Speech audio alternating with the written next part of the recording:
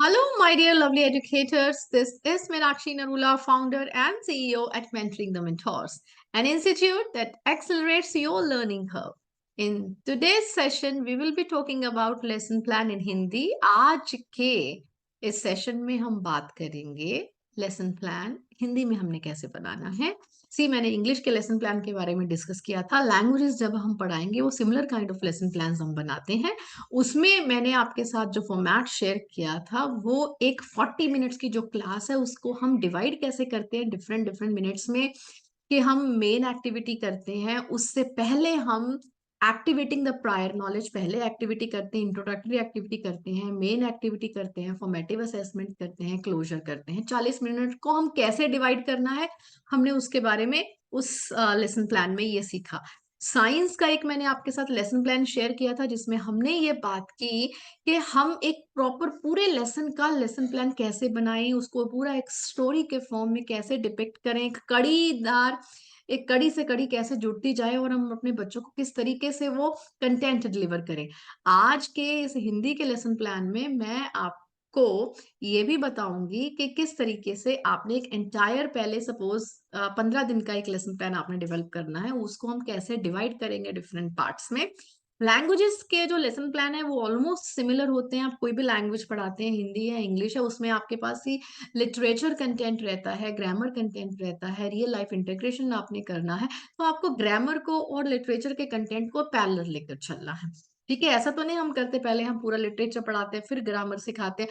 Literature बच्चा तभी समझेगा जब व्याकरण के जो डिफरेंट डिफरेंट उसके हम टॉपिक हैं वो साथ साथ ही कवर करेंगे। तो चलिए बिना किसी विलंब के बात करते हैं ये लेसन प्लान हमने कैसे बनाना है। तो आज का जो लेसन प्लान है पाठ योजना है, हिंदी के बारे में हम बात करने जा रहे हैं। इसमें हमने कक्षा 5 का उदाहरण लिया है, हिंदी सब्जेक्ट मैंने लिखा हुआ है। ये फॉर्मेट मैंने आपके साथ पहले ऑलरेडी शेयर किया है। पहले के प्लान में आप अपना भी कोई फॉर्मेट बना सकते हैं। ठीक है, तो मैंने एक देखिए आप नीचे अवधियों की संख्या, नंबर ऑफ पीरियड्स मैंने लिखा है। मैंने 15 पीरियड्स में ये अपने इतने टॉपिक कवर करने हैं। व्याकरण मैंने एक चैप्टर कंप्लीट करना है, भाषा और व्याकरण। उसके अंदर जो जो भी टॉपिक्स आते हैं मैं उसको कंप्लीट करूंगी। और जो विलोम शब्द, नेकार्थ शब्द हैं, समश्रुत भिन्नार्थक शब्द हैं, ये मेरे उसी जो चैप्टर को मैं पढ़ा रही हूँ उस चैप्टर में पीछे दिए गए हैं। मुझे इन टॉपिक्स को भी कंप्लीट करना है। और मुझे राइटिंग स्किल्स बच्चों की फोस्टर करनी है। मैंने उनको 2 राइटिंग स्किल्स सिखानी है, चित्र के आधार पर कहानी लेखन, और सबसे नीचे वाली लाइन में पढ़ रहे हैं अनौपचारिक पत्र लेखन। तो ये सब चीजें मैंने कवर करनी है। इसके साथ मैं पाठ कौन सा बच्चों को पढ़ा रही हूँ, संतुलित भोजन, और कविता है जीव और दान।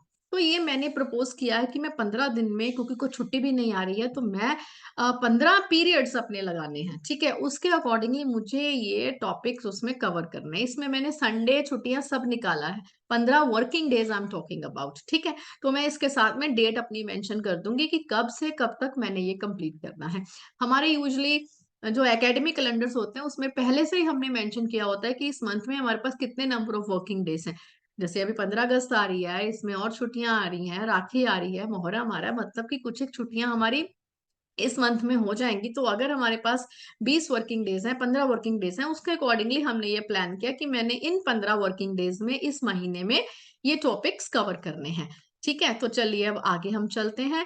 मैंने इसमें लर्निंग आउटकम्स अपनी मेंशन की हैं पाठ के आधार पर कि क्या लर्निंग आउटकम्स हैं जो मैंने अचीव करनी है।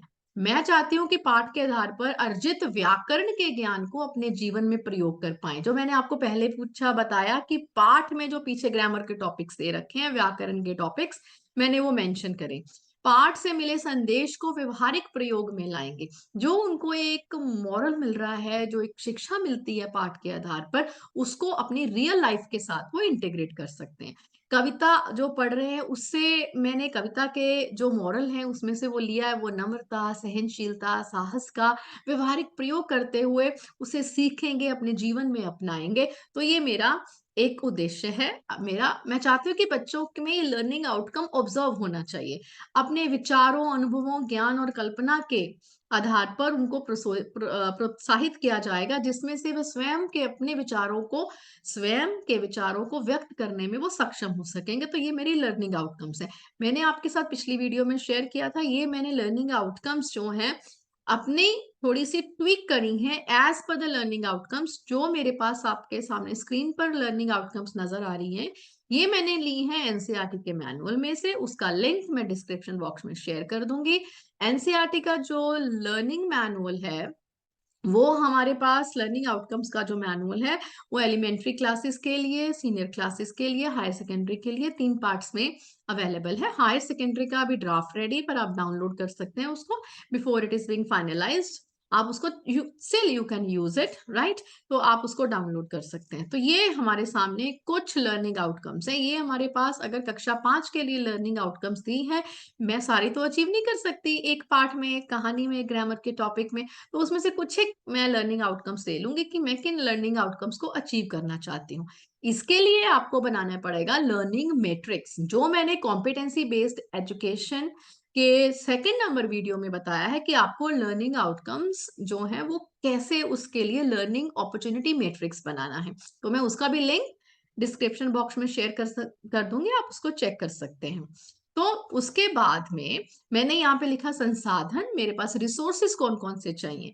मुझे पाठ्य पुस्तक चाहिए, व्याकरण की पुस्तक चाहिए, मुझे टेबुलर फॉर्म में जो बच्चों को सिखाना है एक तालिका चाहिए, क्रियाकलाप करवाना है, कुछ एक्टिविटी करानी है, उसके लिए मुझे वर्कशीट चाहिए, फ्लैश कार्ड्स चाहिए, मुझे स्मार्ट बोर्ड चाहिए, क्योंकि मैं आईसीटी को इंटीग्रेट करना चाहती हूँ। तो मुझे जो जो आपको रिसोर्सेज चाहिए, आप उसमें अपने लेसन प्लान में मेंशन कर सकते हैं, ताकि उसको आप टाइमली अवेलेबल करा सकें। और विषय का एकीकरण, ट्रांसलेट, डिसिप्लिनरी अप्रोच, सब्जेक्ट जो हम इंटीग्रेट करेंगे वो कैसे करेंगे। मैं आईसीटी को, इंफॉर्मेशन एंड कम्युनिकेशन टेक्नोलॉजी को इंटीग्रेट करना चाहती हूँ, बच्चों को कुछ वीडियो दिखाना चाहती हूँ। छोटे बच्चे हैं स्टिल, उनके पास अगर टेक्नोलॉजी अवेलेबल है घर में, वो यूज कर सकते हैं। उनको आप कुछ पीपीटी बनाने के लिए दे सकते हैं, उनको कुछ रिसर्च प्रोजेक्ट भी दे सकते हैं। ये उसके लिए मैंने आईसीटी को लिखा कि मैं इंटीग्रेट करूंगी एज पर देयर एज। रचनात्मक लेखन लिखने के लिए दूंगी। रचनात्मक क्रिएटिविटी है तो उसमें मैं सब्जेक्ट को इंटीग्रेट कर रही हूँ। सामाजिक ज्ञान, क्रियाकलाप, दृश्य कला, पोस्टर मेकिंग करा सकती हूँ मैं। उसके साथ में विजुअल आर्ट्स को इंटीग्रेट कर रही हूँ। क्रियाकलाप, कहानी लेखन, चित्र वर्णन, चित्र वर्णन के साथ में विलोम शब्द ले रही हूँ। उनको कुछ शब्द दूंगी जिसका कि वो विलोम शब्द लिख कर फिर उसको यूज करेंगे चित्र वर्णन में। तो मैं ऐसे उसको थोड़ा सा उनका higher order thinking skills develop कर रही हूँ। मैं उनको डायरेक्ट सांकेतिक शब्द ना देकर मैं उनको विलोम शब्द दूंगी कि इन शब्दों के पहले विलोम शब्द लिखो, फिर उन शब्दों के द्वारा वो चित्र वर्णन करेंगे, या फिर उन शब्दों को पिरोकर एक सुंदर सी वो कहानी बनाएंगे।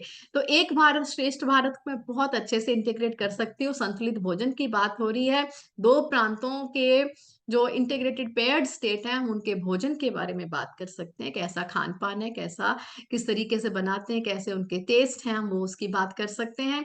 शब्दावली में वृद्धि करना, कौन कौन से शब्द मुझे, हम बच्चों को आमतौर पर लिखाते हैं कठिन शब्द कौन से हैं, उनके अर्थ लिखते हैं, पिक्चर भी बना सकते हैं, उसके साथ में सिंबल्स बना सकते हैं, जो उनको अच्छा लगे उस तरीके से मैं उनको डिपिक्ट करा सकती हूँ। ठीक है, इसके लिए आप अपनी मेरी जो चैनल पर अलग वीडियोस अवेलेबल है, आप उनको भी देख सकते हैं। तो आप इसमें मेंशन करेंगे कि शब्दावली कौन कौन से वर्ड्स जो हैं वो नए लर्न करेंगे इस पर्टिकुलर चैप्टर में। और इस जो कार्य प्रणाली है, मेथोडोलॉजी की जब हम बात करने जा रहे हैं, उसके 5 जो हैं वो भाग है। सबसे पहले है अवधि या समय, टाइम कितना आप लगाएंगे। और सीखने के इरादे, जो आपकी लर्निंग इंटेंशंस हैं या लर्निंग आउटकम्स हैं, आप वो मेंशन करेंगे। आप कहेंगे अभी तो बात की थी लर्निंग आउटकम्स की, सी वो 15 दिन की बात थी, और मैं पूरा 15 दिन को आगे डिवाइड करूंगी 5-5 दिन में कि मुझे एक एक हफ्ते में क्या क्या करना है। तो उसके लिए पर्टिकुलर उनमें से मैं लर्निंग आउटकम्स ले लूंगी। उसके बाद में शिक्षास्त्र, मेरी पेडागोजी क्या रहेगी, मैं कैसे पढ़ाऊंगी, टीचर क्या करेगी उसमें, और स्टूडेंट्स का क्या रोल रहेगा। ऐसा तो नहीं कि it is only teacher centre और बच्चे पैसिव हैं। टीचर कैसे फैसिलिटेट करेगी और स्टूडेंट्स उसको कैसे जो है एक्टिवली एंगेज रहेंगे उसमें। एंड देन प्रारंभिक मूल्यांकन, हम उसकी फॉर्मेटिव असेसमेंट कैसे करेंगे। एंड देन उसका प्रतिचित्रण, उसकी मैपिंग करेंगे हम कि क्या हमारी पेडागोजी वो सक्सेसफुल रही वो लर्निंग अटेंशन को अचीव करने के लिए, कौन कौन सी कॉम्पिटेंसीज हम बच्चों में डेवलप कर पाए। तो उस सारी चीज की हम मैपिंग करेंगे। तो ये है हमारे 5 पार्ट उस मेथोडोलॉजी के। तो चलिए आपको उसका फॉर्मेट दिखाती हूँ। ये है हमारे हिंदी का जो एक लेसन प्लान, उसके 5 जो मैंने अभी पार्ट्स आपके साथ डिस्कस करे, पीरियड्स और टाइम, क्योंकि मैंने पहले प्लानिंग की थी 15 अपने पीरियड्स की। यहाँ पे मैं लिख रही हूँ कि मैं 1 से लेके 5 जो मेरे पीरियड है उनमें क्या करूंगी। टाइमिंग मेंशन कर सकती हूँ, 40 मिनट्स का एक पीरियड है तो मेरे पास 200 मिनट है। ये आप जिस तरीके से भी लिखना चाहिए, that is up to you. तो मेरी लर्निंग इंटेंशन क्या है? मैंने इसमें 3 लर्निंग इंटेंशन ली है, क्योंकि मैंने बच्चों को पाठ पढ़ाना है, रीडिंग सिखानी है, वो अच्छे से शब्दों का उच्चारण कर पाए, पाठ को समझ पाए। ये मेरा ऑब्जेक्टिव है। अपने शब्द भंडार में वृद्धि करें, नया पाठ पढ़ेंगे, नए शब्द सीखेंगे।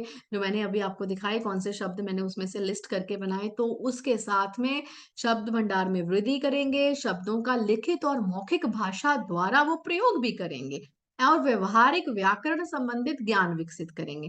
तो मैं ये अपने इतने लर्निंग इंटेंशन थोड़े से लेके चल रही हूँ और मुझे देखना मैं इसको अचीव कर पा रही हूँ कि नहीं। तो मैं ये पैरेलल एक टैबुलर फॉर्म में बनाया है। मुझे ये बहुत अच्छा लगता है टैबुलर फॉर्म में बनाना, कि आप सामने सामने पूरा चेक कर सकते हो कि कहाँ कहाँ क्या हो रहा है। एक साइंस का मैंने लेसन प्लान, क्योंकि पूरे चैप्टर का था, वो बहुत लेंथी था, वो मैंने पूरा उसमें डिटेल में बनाया था, वो स्टेप बाय स्टेप वैसे चल रहा है। इट्स अप टू यू आप कैसे करना चाहते हैं। तो this is actually clearly visible, तो आप इसको ऐसे भी प्लान कर सकते हैं। पेडागोजी क्या है? पेडागोजी में आपको टीचर और स्टूडेंट की एक्टिविटी को मेंशन करना है कि टीचर क्या करेगी, स्टूडेंट क्या करेंगे। सबसे पहले हम पाठ की बात कर रहे हैं, तो मैं चाहती हूँ टीचर सबसे पहले आदर्श वाचन करेगी, मॉडल रीडिंग करेगी, ताकि बच्चों को पता चल जाए कि कौन से शब्द का कैसे उच्चारण करना है, इंटोनेशन स्ट्रेस कहाँ कहाँ देना है। तो उसके लिए मेरे चैनल पर बहुत सारी टीचिंग रीडिंग स्ट्रैटेजीज अवेलेबल है, आप उनको देख सकते हैं। उसके बाद में अपने देश की भाषा लिपि को समझना तालिका के द्वारा डिस्कशन फॉर्म में मैं कराऊंगी। डिस्कशन है, ऑब्वियसली बच्चे भी पार्टिसिपेट करेंगे, टीचर भी पार्टिसिपेट करेगा। आप ग्रुप्स में डिवाइड कर सकते हैं बच्चों को, तो ग्रुप में बच्चे आपस में डिस्कस करेंगे। थिंक पेयर शेयर एक्टिविटी कर सकते हैं, मैंने यहाँ मेंशन नहीं किया, पर देखिए आपसे बात करते करते मुझे और कोई बहुत सारे आइडियाज मेरे दिमाग में आ रहे हैं, मैं उसमें इसमें डाल सकती हूँ कि थिंक पेयर शेयर एक्टिविटी के द्वारा मैं ग्रुप डिस्कशन कराऊंगी। एंड देन संतुलित भोजन पर नुक्कड़ नाटक मैं करवाना चाहती हूँ, या नाट्य रूपांतरण कोई बच्चों को चाहती हूँ कि वो प्रस्तुत करें। ठीक है।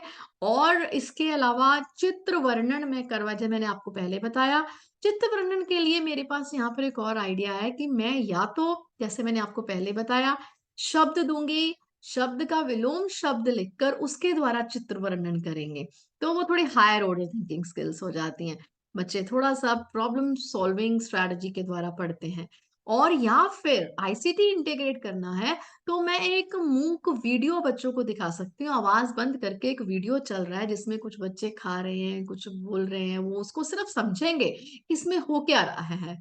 आवाज उसकी म्यूट कर दी मैंने, तो बच्चे अगेन उसमें देख रहे हैं कि उसमें वीडियो में क्या हो रहा है। 5 मिनट की, 2 मिनट की, जितना भी है, वीडियो अब मैंने बच्चों को दिखाया, और उसके बाद में मैंने बच्चों को बोला कि इसके ऊपर आप चित्र वर्णन इसका कीजिए, चलचित्र का वर्णन कीजिए, तो उसके बारे में आप अपने शब्दों में लिखिए। ऐसे भी करा सकते हैं।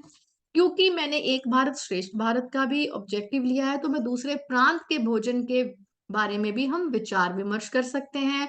बच्चों को मैं होमवर्क में वेन डायग्राम दे सकती हूँ बनाने के लिए, कि आपने अपनी स्टेट और दूसरी स्टेट के बारे में जो भोजन के बारे में देखा, उसका वेन डायग्राम के थ्रू आप प्रेजेंटेशन करिए। और इसकी फॉर्मेटिव असेसमेंट मैं कैसे कर रही हूँ? शब्दों का बच्चे जब सही उच्चारण कर रहे हैं, और मैंने रीडिंग स्ट्रैटेजी में बहुत सारी स्ट्रैटेजीज मेंशन करी हैं, उसको आप देख सकते हैं कि बच्चों ने जब सही उच्चारण किया, तो ये मेरी एक फॉर्मेटिव असेसमेंट हो गई, मुझे पता चल गया बच्चे किस लेवल पर हैं, वो उस तरीके से प्रोनाउंस कर पा रहे हैं या नहीं कर पा रहे हैं। कठिन शब्दों का अपने शब्दों में प्रयोग करेंगे, सेंटेंसेस बनाएंगे, वाक्यों में प्रयोग करेंगे उसका। मैंने जैसे इंग्लिश के लेसन प्लान में बताया था, इम्प्लिसिट और एक्सप्लिसिट मीनिंग्स बच्चों को क्लियर होने चाहिए, कि उस शब्द का एग्जैक्ट मीनिंग क्या है, और उस शब्द का उनके भाषा में उनकी समझ के अकॉर्डिंगली क्या शब्द है, मीनिंग है, उसके बारे में लिख सकते हैं। कार्य प्रपत्र बच्चों को वर्कशीट दूंगी करने के लिए, जिसका मैंने छोटा सा एक इमेज भी लगाया है इसमें। ब्रैकेट में मैंने लिखा है 30%। अपने लास्ट वाले एक वीडियो में मैंने बात किया था आपसे कि बच्चों को जो भी अपनी कक्षा में आप पढ़ाते हैं उसका 100% वर्कशीट में करने के लिए या होमवर्क में नहीं देंगे। 30% आप उसका दीजिए बच्चों को कवर करने के लिए, आपको उसका अच्छे से परफॉर्मेंस भी बच्चों का पता चलेगा, क्योंकि everything the children they can not grasp, right. Quiz करा सकते हैं आप। वेन डायग्राम मैंने आपसे पहले शेयर किया। तो ये हमारी बच्चों की फॉर्मेटिव असेसमेंट है, जो मैंने पेडागोजी में से ही निकाला है कि मैं इसमें से अलग से मुझे कुछ फॉर्मेटिव असेसमेंट करवाना है, या फिर पेडागोजी में ही मैं कुछ ऐसे करते करते आई एम नोटिंग डाउन कि उनकी फॉर्मेटिव असेसमेंट क्या हो सकती है। एंड इसके बाद में क्लोजर है, की कॉम्पिटेंसीज हैं उनकी मैपिंग में कर पा रही हूँ कि क्या क्या कॉम्पिटेंसीज मैंने डेवलप करी। आपसी सहयोग यानी कोलैबोरेशन, यस, टीम वर्क मैंने करवाया। भावात्मक विकास किया उनका, एंड देन नेतृत्व मतलब कि लीडरशिप की बात कर रहे हैं। बातचीत का कौशल है, यानी कि we are talking about communication skills of the students. तो इसके बाद में जब हमने ये सब कुछ किया है, तो ये सारी हमने की कॉम्पिटेंसीज डेवलप की, हम इसका मैप कर सकते हैं कि हमारा ऑब्जेक्टिव क्या था, क्या हमने लर्निंग इंटेंशन के अकॉर्डिंगली वो अचीव कर पाए हम या नहीं कर पाए, वो हम इसमें मेंशन करेंगे। इसमें मैंने एक चीज नहीं लिखी है, होमवर्क, वो आपको होमवर्क असाइन करना है। मैंने यहाँ पर जैसे आपको वर्बली एक्सप्लेन किया है कि वेन डायग्राम बच्चे बना रहे हैं, तो आप बच्चों को जो है वो एक्सप्लेन करेंगे कि उनको होमवर्क क्या करना है, वो आप मेंशन कर सकते हैं। इंडिपेंडेंट प्रैक्टिस है, कोलैबोरेटिव प्रैक्टिस है, वो कैसे होमवर्क कर रहे हैं, तो वो आप उसमें मेंशन कर सकते हैं। ठीक है। I do apologise if you find any kind of spelling errors on the screen. And student reflection, student reflection की जब हम बात करते हैं, जब बच्चों को हमने ये पढ़ाया, मैं I am going back to the previous slide, ये मेरे पास 1 से 5 पीरियड्स का प्लानिंग है, और इसके बाद में मुझे इसका वीकेंड पर एक रिफ्लेक्शन लेना है बच्चों से कि उनको कितना समझ में आया या नहीं आया। ठीक है। सो अब हम आगे देखेंगे स्टूडेंट रिफ्लेक्शन। तो स्टूडेंट रिफ्लेक्शन के अंदर क्या है कि बच्चों ने ये लिखा, इसको it's a kind of 3 light strategy also. Traffic lights 3 तरह की होती हैं बच्चों को, जैसे इसमें एक स्ट्रैटेजी मैं आपको इसका लिंक भी शेयर कर दूंगी, red yellow green light strategy. मैंने बच्चों को बताया कि जो मैंने टॉपिक पढ़ाए हैं उसके अकॉर्डिंगली वो मेंशन करेंगे कि उनको कौन से टॉपिक बहुत अच्छे से समझ में आए, किन में बेहतर कर सकती हूँ, किन में मुझे और ध्यान केंद्रित करने की आवश्यकता है। और देखिए, लिपि बच्चों को बिल्कुल समझ में नहीं आया, उनको ज्यादा ध्यान देने की जरूरत है। चित्र वर्णन में वो कहते हैं कि किया है but I can do better, समझ में आया है बट थोड़ी सी उनकी ही प्रैक्टिस से वो बहुत अच्छा कर सकते हैं। और जो बड़े अच्छे से समझ में आए टॉपिक, वो यहाँ पर ऑलरेडी स्क्रीन पर मेंशन है, संतुलित भोजन है, भाषा है, पाठ के आधार पर नए शब्दों का प्रयोग, ये उनको बहुत अच्छे से समझ में आए। तो एनी काइंड ऑफ रिफ्लेक्शन आप इसको एग्जिट टिकट एक्टिविटी के थ्रू कंडक्ट करा सकते हैं क्लास में, कि बच्चे लिखें कि उनको क्या समझ में आया, क्या नहीं आया। या कक्षा में एक एग्जिट टिकट देकर आपने उनको एक बोला कि आज के इस चैप्टर में you can go for 2 stars and a wish. 2 चीजें आपको बहुत जो अच्छे से समझ में आई, एक नहीं समझ में आई, वैसे लिखें। Number of strategies are available, उन स्ट्रैटेजीज के द्वारा आप स्टूडेंट रिफ्लेक्शन कर सकते हैं। ठीक है। सो अब आइए टीचर रिफ्लेक्शन की बारी, कि उससे पहले चलो ये बताऊं, आप इसको ग्रो एंड ग्लो एरिया के रूप में भी उनकी रिफ्लेक्शन ले सकते हैं कि उनको कौन से जो टॉपिक हैं उनमें ज्यादा जो है वो दे आर ग्रोइंग, उनको ग्रो कर रहे हैं, उनको थोड़ी सी हेल्प की जरूरत है। एंड कौन से एरियाज हैं जहां पे वो ग्लो कर रहे हैं, ठीक है, बहुत अच्छे से दे आर परफॉर्मिंग, तो उसके अकॉर्डिंगली आप इसमें टॉपिक लिख सकते हैं। एंड देखिए, टीचर के रिफ्लेक्शन, अब टीचर को भी रिफ्लेक्ट करना है कि मैंने 5 दिन में जो प्रपोज किया, जो मैंने पढ़ाया, मैं उसके बाद बच्चों की जो रिफ्लेक्शन ली, उनसे फीडबैक लिया, उनकी एग्जिट टिकट एक्टिविटी के बाद मैंने क्या देखा कि वेयर आई एम स्टैंडिंग। तो मैंने यहाँ पे लिखा एज अ टीचर, मेरा कार्य पूरा हुआ या नहीं हुआ, उसका कारण मैंने लिखा। ठीक है, हो गया बहुत अच्छी बात है, तो वो ग्लो में आएगा। नहीं पूरा हुआ तो हमारा वो ग्रो में आएगा। ठीक है। तो उसके बाद में उद्देश्य की प्राप्ति हुई या नहीं हुई, वो हम इसमें लिखेंगे। तो उसके बाद में हमारे जो ग्लो एरियाज है, बहुत अच्छे जो एरियाज हैं, वहां पर हमने लिखा छात्रों की भागीदारी, स्टूडेंट्स का पार्टिसिपेशन, एंगेजमेंट, कोलैबोरेशन, उनका कैसा रहा, उनका एंगेजमेंट लेवल बहुत अच्छा रहा, तो हैव मेंशन्ड हियर। नौ नए शब्दों का प्रयोग बच्चों ने अपनी भाषा में किया, नाट्य रूपांतरण में किया, बहुत अच्छा किया, तो ये मेरा एक ग्लो एरिया है। छात्रों का परस्पर सहयोग, उनका जो कोलैबोरेशन है, it was very very effective, so मैंने उसको यहाँ पर लिख दिया। तो ये मेरा रहा रिफ्लेक्शन। इसके बाद में अब कोऑर्डिनेटर फीडबैक से पहले मैं यहाँ पर बात करूंगी, आपको वो भी लिखना है, आपके बाकी के 5, फिर अगले 5-15 दिन का हमने लेसन प्लान बनाया था ना, तो वो पूरा बनाने के बाद में जब ये lesson plan you have to share it with the school coordinator, your class coordinator, your HOD, जो भी आपके स्कूल में सिस्टम है, तो they will be giving the feedback and then principal's feedback will be there. So this is a way in which we'll be making lesson plan. Before I end today's video, first of all, I would like to go back to my this slide. देखिए यहाँ पर हमने 5 दिन का ये बनाया था plan, आपको अगले 5 दिन का बनाना है, अगले 5 दिन का बनाना है, और नंबर ऑफ डेज के अकॉर्डिंगली होमवर्क भी ऐड करना है। इस तरीके से make sure you plan your lesson and engage your students in your classes. If you really appreciate my initiative of sharing these videos with you, sharing my learning with you, don't forget to subscribe to my channel and hit the like button. Do share it with other teachers in your teaching community as well. If you have any questions, make sure you share the same with me. And इस lesson के लिए मैं एक और video बनाऊंगी that I'll be sharing with you in the upcoming videos. Until then, subscribe to my channel. Keep on watching other videos so that you'll be able to enhance your teacher's toolkit, right? And again, I'm coming back to this screen. Make sure you take a screenshot and accordingly plan your lesson plan. In case you still have any questions, do share your queries with me in the comment section below. Thank you. Till then, bye-bye from Meenakshi Narula.